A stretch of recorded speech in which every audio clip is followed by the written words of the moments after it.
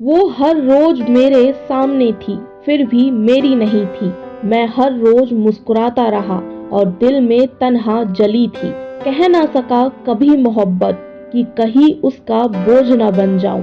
बस दूर खड़े होकर उसकी खुशी में खुद को मिटाता रहा। ये कहानी है प्यार और समर्पण की।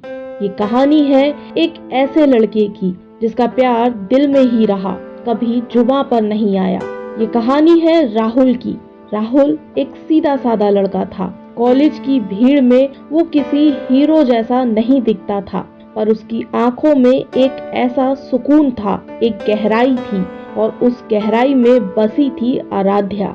आराध्या चुलबुली, बेबाक और बेहद खूबसूरत लड़की थी। वो राहुल से हर बात करती, दोस्ती, फैमिली, लड़कियों की बातें, लड़कों की शिकायतें, पर जो बात राहुल के दिल में थी वो कभी बाहर नहीं आई। हर बार जब आराध्या कहती काश कोई होता जो मुझे बिना बदले प्यार करता, राहुल बस मुस्कुरा देता था, क्योंकि वो ही था जो उससे छिपा हुआ था। कॉलेज खत्म हुआ, लोग अपने करियर में लग गए। आराध्या की शादी तय हो गई, वो भी एक एनआरआई लड़के से। वो खुशी खुशी राहुल को बताने आई थी। राहुल ने उस वक्त क्या किया, बस इतना कहा, तेरा चुनाव सबसे सुंदर हो, और अगर कभी थक जाओ तो एक गुलाब हमेशा तेरा इंतजार करेगा।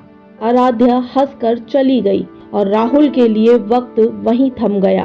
हर साल बीता, हर वक्त गुजरा।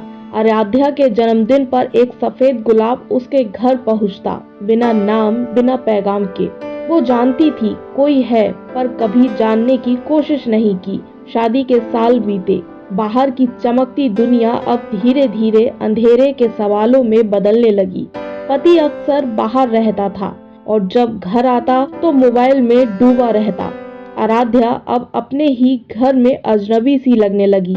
वो उस गुलाब को हर साल सहेजती रही। अब उसे किसी की कमी महसूस होने लगी थी। एक ऐसा इंसान जो कुछ मांगे बिना उसके लिए हमेशा था। एक दिन बरसात में वो अपनी पुरानी डायरी पढ़ रही थी और राहुल का नाम देखकर मुस्कुरा उठी और सोचने लगी, क्या वो गुलाब वही भेजता है। उसने अपने एक पुराने दोस्त से राहुल के बारे में पूछा। राहुल अब एक एनजीओ चलाता था, गरीब बच्चों को पढ़ाता था, पर अब वो कैंसर से लड़ रहा था। आराध्या भागती हुई अस्पताल पहुंची। राहुल बिस्तर पर था, कमजोर, फिर भी उसकी वही मुस्कान थी। वो बोली, तू पागल था क्या, बता क्यों नहीं सकता। राहुल धीमे से मुस्कुराया, क्योंकि तुझे मांगना मेरी मोहब्बत को छोटा करना था। तेरी मुस्कुराहट में मेरी पूजा थी, और इबादत कभी मांगती नहीं है। उसकी आंखें भर आई। आराध्या ने उसका हाथ थामा और कहा, अब मैं तेरे साथ हूँ, कहीं नहीं जाऊंगी। राहुल ने मुस्कुराते हुए कहा, अब बहुत देर हो चुकी है, पर तेरा आना ही मेरी सबसे बड़ी जीत है, क्योंकि आज तू मेरी नहीं, फिर भी मेरे पास है। और अगली सुबह राहुल चला गया। उसके जाने के बाद आराध्या ने उसके एनजीओ को संभाल लिया। हर साल अपने जन्मदिन पर वो खुद एक सफेद गुलाब मंदिर में चढ़ाती है और बस एक बात कहती है, उसने सिर्फ इंतजार किया और मैं उसे कभी पहचान नहीं सकी।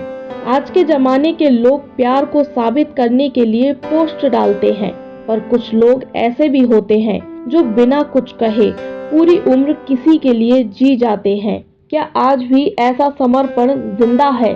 तो हमारे कमेंट बॉक्स में जरूर बताएं, और ऐसी ही कहानियां सुनने के लिए हमारे आरआई स्टोरी को सब्सक्राइब करें, कमेंट करें और शेयर करना ना भूलें, क्योंकि हर दिल में एक कहानी छुपी होती है।